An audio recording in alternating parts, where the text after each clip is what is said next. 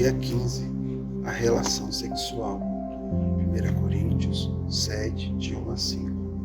Quanto aos assuntos sobre os quais vocês escreveram, é bom que o homem não toque em mulher, mas, por causa da imoralidade, cada um deve ter sua esposa e cada mulher o seu próprio marido. O marido deve cumprir os seus deveres conjugais para com a sua mulher e, da mesma forma, a mulher para com o seu marido. A mulher não tem autoridade sobre o seu próprio corpo, mas sim o marido.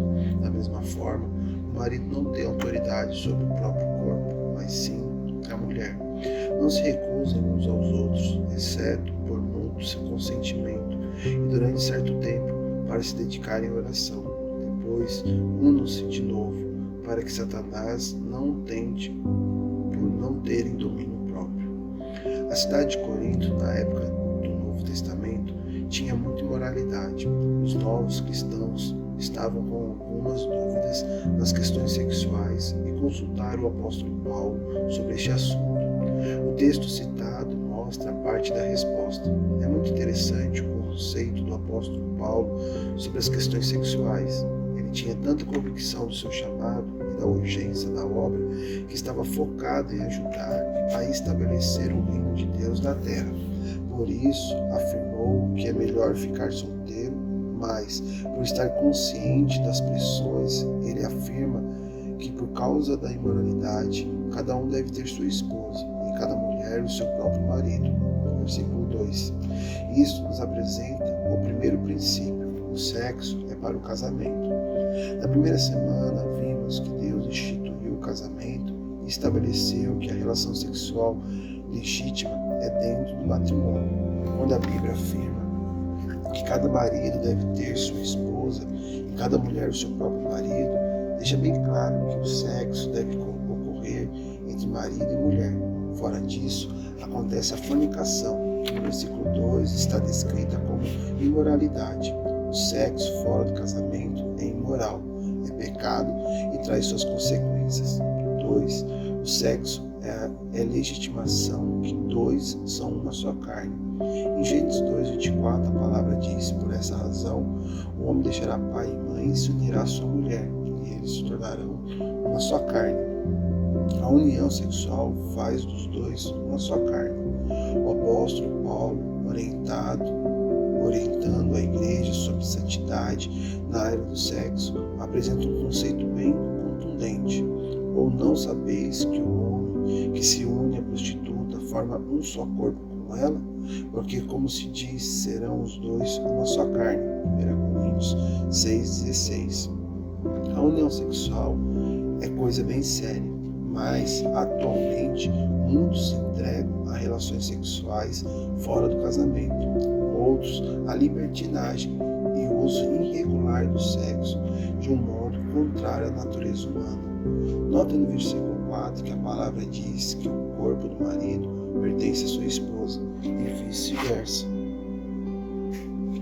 Um é para o outro e os dois se completam como uma só carne na relação sexual. Deus aprova e abençoa o sexo dentro do casamento, onde a satisfação e o prazer completam o amor entre os cônjuges. 3. Não deixe de ter relações sexuais. Veja a afirmação do versículo 5. Não se recusem um ao outro, exceto por mútuo consentimento e durante certo tempo, para se dedicarem à oração. Depois, unam-se de novo, para que Satanás não tente por não terem domínio próprio. Marido e mulher não devem deixar de ter relações sexuais, exceto quando querem ter um tempo de jejum e oração. E mesmo assim, deve haver acordo mútuo entre os dois. Salvo algumas exceções, o homem é ativo nas questões sexuais e a mulher é passiva.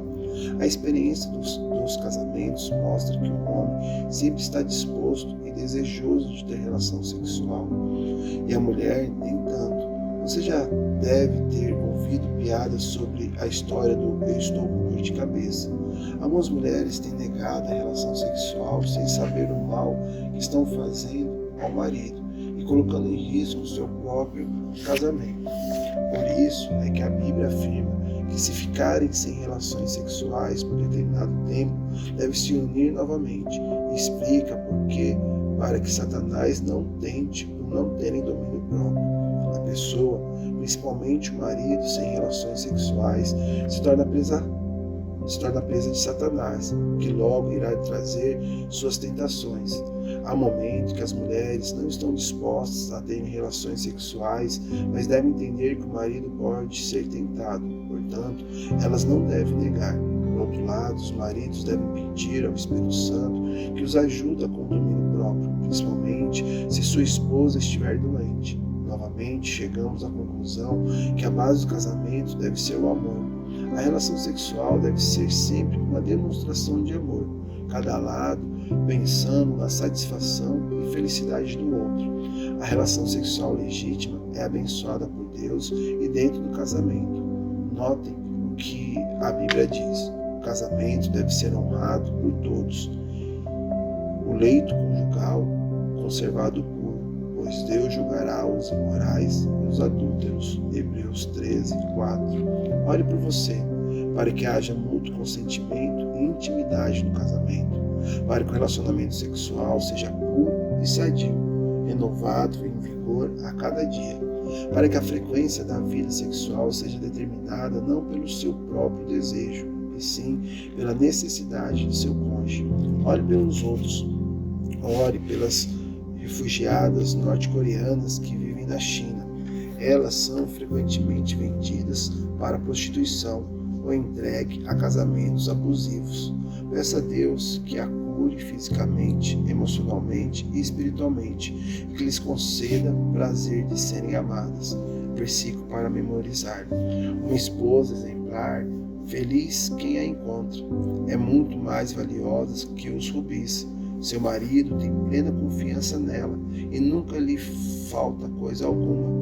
Ela só lhe faz o bem e nunca o mal, todos os dias da sua vida.